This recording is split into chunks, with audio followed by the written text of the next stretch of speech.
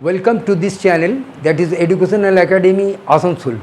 I have started this channel to teach tense, voice change and narration change to the Bengali medium students, Hindi medium students and Urdu medium students, because generally they are weak in English. They can't speak English or they can't write anything in English. Tense আর voice change না জানলে কিন্তু English বলাও যাবে না, লেখাও যাবে না। সুতরাং তুমি যদি ইংরাজিতে বলতে চাও কিছু, বা তুমি যদি কিছু ইংরাজিতে লিখতে চাও, তাহলে তোমাকে সর্বপ্রথম টেন্স বা ভয়েস চেঞ্জ শিখতে হবে। এবং আমার মনে হয়, আমি শিওর যে যদি তোমরা টেন্স বা ভয়েস চেঞ্জ শিখে যাও, তাহলে ডেফিনেটলি তুমি ইংলিশ বলতেও পারবে, লিখতেও পারবে এবং বুঝতেও পারবে। আমি এই চ্যানেলটি করেছি বাংলা মাধ্যম, হিন্দি মাধ্যম এবং উর্দু মাধ্যম স্টুডেন্টদের জন্য, কারণ তারা সাধারণত আজকালকার যুগে একটু ইংরাজিতে দুর্বল। তারা ইংরাজি বলতেও পারে না, লিখতেও পারে না, তারা ভয় পায়। তার কারণ হচ্ছে যে তারা টেন্স আর ভয়েস চেঞ্জ জানে না। So if you want to speak something or if you want to write anything in English, so you have to learn tense and voice change, because no one can speak or no one can write anything without using tense and voice change. তাহলে শুরু করি। Tense তিন প্রকার। প্রথমে আমাদের জানতে হবে যে টেন্স তিন প্রকার। প্রথমটা হচ্ছে প্রেজেন্ট টেন্স, 2 নম্বর হচ্ছে পাস্ট টেন্স, 3 নম্বর হচ্ছে ফিউচার টেন্স। এই প্রেজেন্ট টেন্সের আবার 4টে ভাগ আছে। একটা হচ্ছে প্রেজেন্ট ইনডেফিনাইট টেন্স, একটা হচ্ছে প্রেজেন্ট কন্টিনিউয়াস টেন্স, একটা হচ্ছে প্রেজেন্ট পারফেক্ট টেন্স, একটা হচ্ছে প্রেজেন্ট পারফেক্ট কন্টিনিউয়াস টেন্স। তো আজকে আমরা প্রেজেন্ট ইনডেফিনাইট টেন্স কাকে বলে এবং তার কী রুলস সেটা শেখাবো। তো টেন্স ওটা লিখে দিচ্ছি আমি, যে টেন্স তিন প্রকার।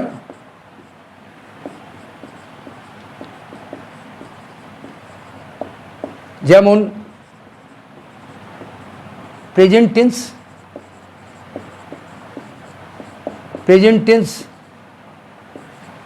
Past tense, future tense. ঠিক আছে।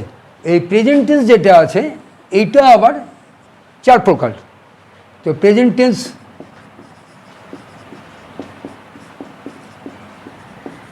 চার প্রকার,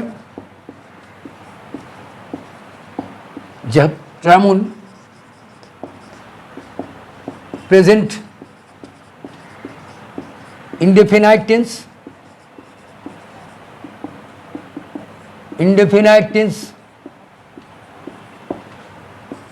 প্রেজেন্ট কন্টিনিউয়াস টেন্স,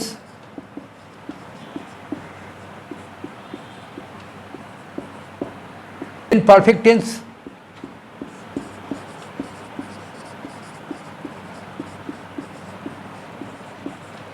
এবং প্রেজেন্ট পারফেক্ট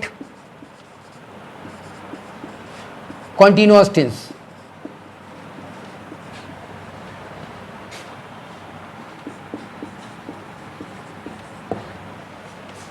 এই প্রেজেন্ট টেন্সের 4 প্রকার। একটা হচ্ছে প্রেজেন্ট ইনডেফিনাইট টেন্স, একটা হচ্ছে প্রেজেন্ট কন্টিনিউয়াস টেন্স, একটা হচ্ছে প্রেজেন্ট পারফेक्ट टेंस, একটা হচ্ছে present perfect continuous tense. Tense 3 किस्म का होता है। Number 1 present tense, number 2 past tense, number 3 future tense. ये प्रेजेंट टेंस का फिर 4 भाग है। Number 1 present indefinite tense, present continuous tense, present perfect tense, present perfect continuous tense. अभी हमको देखना है যে প্রেজেন্ট ইনডেফিনাইট টেন্স কিসে কাহা যাতা है আর इसका রুলস क्या है। এখন আমাকে দেখতে হবে যে প্রেজেন্ট ইনডেফিনাইট টেন্স কাকে বলে এবং তার রুলস কী। কারণ আমাদের যখন কোনো বাক্য আমরা বলি বা কোনো বাক্য লেখা থাকে তখন বিভিন্ন টেন্সের উপরে থাকে। সুতরাং কোন বাক্য কোন টেন্স হিসাবে আসবে সেটাকে জানতে গেলে আমাকে প্রত্যেকটি টেন্সের ভাগকে শিখতে হবে। हम लोग को जब सेंटेंस दिया जाता है या बोला जाता है तब हर टेंस का ऊपर दिया जाता है। तो हमको पहले देखना है कि वो सेंटेंस किस टेंस का ऊपर है और उसका फॉर्मूला क्या है, उसे किसे कहा जाता है। ये अगर हम पकड़ लेंगे, समझ लेंगे, तो हम लोग इंग्लिश लिख भी सकेंगे, बोल भी सकेंगे। यदि আমরা বাক্যটা পড়ে বুঝে নিই যে বাক্যটা কোন টেন্সের মধ্যে আছে এবং সেই টেন্সের কাকে বলে এবং ফর্মুলা কী, তাহলে ডেফিনেটলি আমি ইংলিশ লিখতে পারবো এবং বলতে পারবো। তো চলো শুরু করি প্রেজেন্ট ইনডেফিনাইট টেন্স কাকে বলে। चलो शुरू किया जाए जो प्रेजेंट इंडेफिनाइट टेंस किसे कहा जाता है।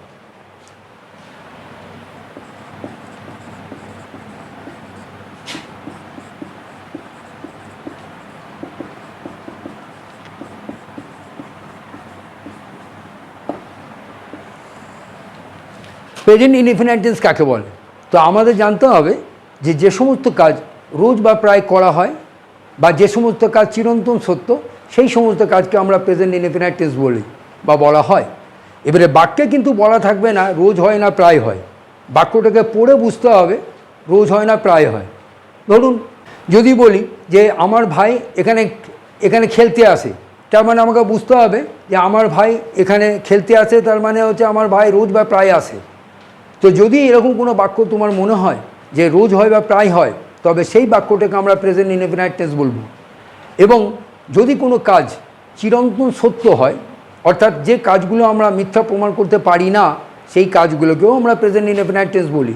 ধরো আমি যদি বলি সূর্য পূর্ব দিকে ওঠে, তাহলে কি কেউ মিথ্যা প্রমাণ করতে পারবে যে না স্যার সূর্য পশ্চিম দিকে ওঠে? তো যে কাজটা আমরা মিথ্যা প্রমাণ করতে পারি না সেই কাজগুলোকেও আমরা প্রেজেন্ট ইনডেফিনাইট টেন্স বলি। তো সেটা এবার লিখে দিই একটু, যে সমস্ত কাজ রোজ বা প্রায় করা হয়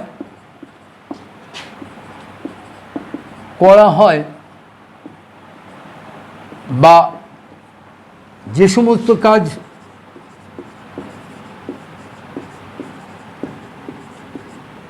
চিরন্তন সত্য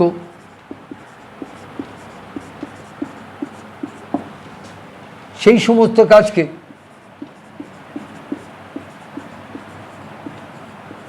সমস্ত কাজকে প্রেজেন্ট ইনডেফিনাইট টেন্স বলা হয়।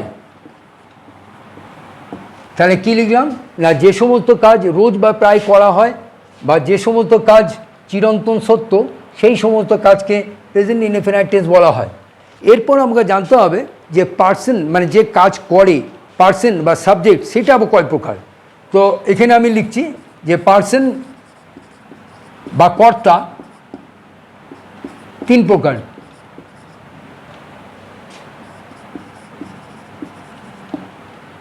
যেমন নাম্বার 1 ফার্স্ট পার্সন, যার মধ্যে আছে আই আর উই। 2 নম্বর হচ্ছে সেকেন্ড পার্সন, যার মধ্যে আছে ইউ। আর 3 নম্বর হচ্ছে থার্ড পার্সন, যার মধ্যে কয়েকটা লিখে দিচ্ছি, he, she, it, my brother, E T C. তার মানে পার্সন বা কর্তা বা সাবজেক্ট তিন প্রকার। একটা হচ্ছে ফার্স্ট পার্সন, যার মধ্যে আছে আই আর উই। একটা হচ্ছে সেকেন্ড পার্সন, যার মধ্যে আছে ইউ। আর এই তিনটেকে বাদ দিয়ে পৃথিবীতে যা কিছু পড়ে আছে সবই হচ্ছে থার্ড পার্সন।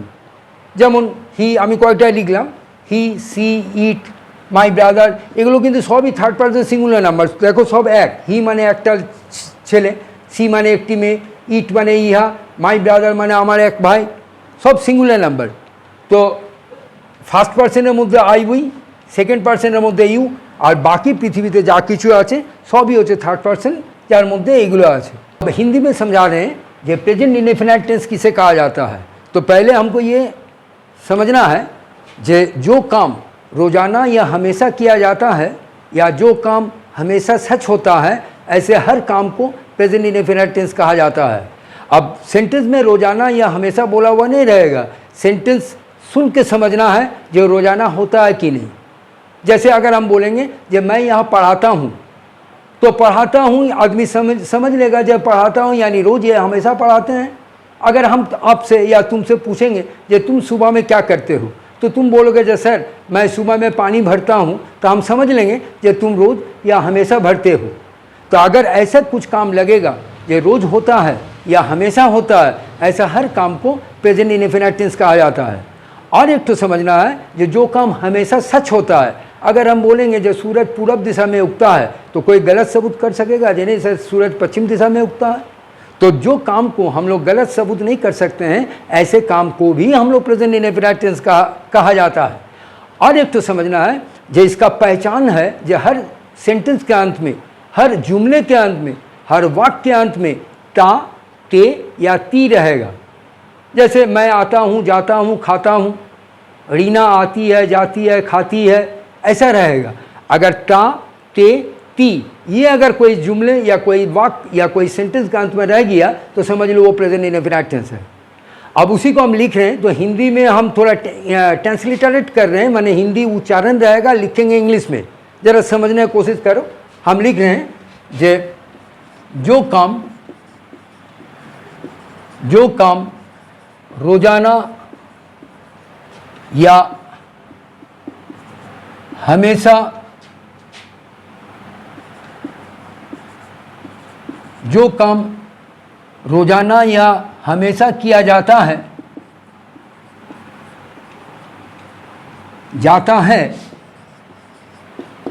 या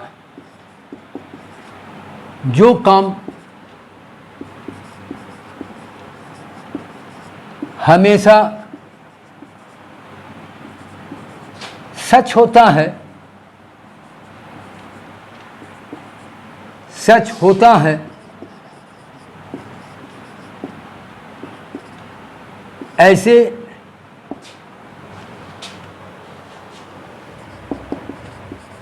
ऐसे काम को प्रेजेंट इंडेफिनाइट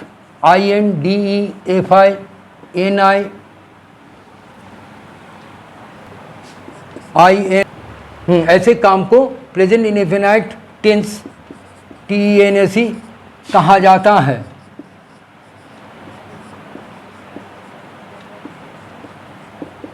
इसका पहचान है, पहचान पे हम लिख रहे हैं ता, ते, ती ये रहेगा। जैसे ता, मैं आता हूँ, जाता हूँ, वो लोग आते हैं, जाते हैं, रीना आती है, जाती है, ऐसा रहेगा। अगर रह गया अंत में, अगर ता, ते, ती रह गया तो समझ लो वो प्रेजेंट इंडेफिनिट टेंस है। अब तुमको समझना है जो काम करने वाला यानी पर्सन या सब्जेक्ट कई प्रकार होता है। तो सब्जेक्ट या पर्सन 3 प्रकार होता है। तो पर्सन या सब्जेक्ट या काम करने वाला जो काम करता है, पर्सन या सब्जेक्ट 3 प्रकार होता है। 3 प्रकार होता है।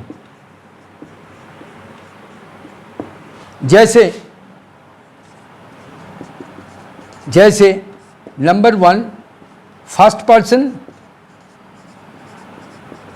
जिसमें रहता है आई और we. Number 2 second person PERSON जिसमें रहता है यू हुआ। और ये तीनों को छोड़ के यानी फर्स्ट पर्सन सेकंड पर्सन छोड़ के दुनिया में जितना भी बचा हुआ चीज़ है सब है थर्ड पर्सन। जैसे हम लिख रहे हैं third person PERSON third person, कुछ नाम हम दे रहे हैं ही, शी, इट, रहीम, किसी का नाम माई ब्रदर एक्सेट्रा, कोई भी। देखो ही माने एक लड़का, सी माने एक लड़की, ईट माने ये, रहीम एक लड़का का नाम, माई ब्रदर, सब देखो सिंगुलर नंबर। तो थर्ड पर्सन ये फर्स्ट पर्सन और सेकंड पर्सन छोड़ के दुनिया में जितना भी चीज़ बचा हुआ रहता है सब है थर्ड पर्सन, जिसमें ये सब है। अगर हम बोलेंगे ये पंखा घूमता है तो तुम बोलोगे क्या घूमता है, तो हम बोलेंगे पंखा। तो घूमने वाला पंखा है यानी पंखा यानी फैन। फैन कौन पर्सन है, तो फैन देखो यहाँ भी ने है, यहाँ भी ने है, तो फैन 3 नंबर में आ जाएगा। अगर एक तो पंखा रहेगा तो सिंगुलर नंबर, उसका नियम अलग है। अगर एक से ज़्यादा पंखा होगा तो प्लूरल, तो उसका नियम अलग होगा। तो এখন যদি আমি বলি যে পাখাটি ঘোরে, তো কেউ কেউ যদি আমার জিজ্ঞেস করে কী ঘোরে, তো আমি বলবো পাখা ঘোরে। তাহলে পাখাটা হচ্ছে সাবজেক্ট বা পাখাটা হচ্ছে কর্তা। এবারে পাখাটা পাখার ইংলিশ হচ্ছে ফ্যান। এবারে এর মধ্যে ফ্যান আছে কি? নেই। এর মধ্যে ফ্যান আছে কি? নেই। তার মানে ফ্যানটা চলে এলো 3 নম্বরের মধ্যে, থার্ড পার্সনের মধ্যে। যদি একটা পাখা হয় সিঙ্গুলার নাম্বার, তার নিয়ম আলাদা হবে, ফর্মুলা। আর যদি পাখাগুলো বলি, একের বেশি পাখা, তখন প্লুরাল হয়ে যাবে, তখন তার নিয়ম আলাদা। এবারে নেক্সট যেদিন ভিডিও ক্লাস করব সেই দিন আমরা প্রেজেন্ট ইনডেফিনাইটের রুলসগুলো দেখাবো। এবং যদি তোমাদের এই ভিডিওটা ভালো লাগে তাহলে তোমরা লাইক করো, কমেন্ট করো এবং সাবস্ক্রাইব করো। শুধু তাই নয়, তোমাদের বন্ধুদের সাথে শেয়ার করো এই ভিডিওটা, যাতে তারাও এই ইংরাজিটা সহজে শিখতে পারে।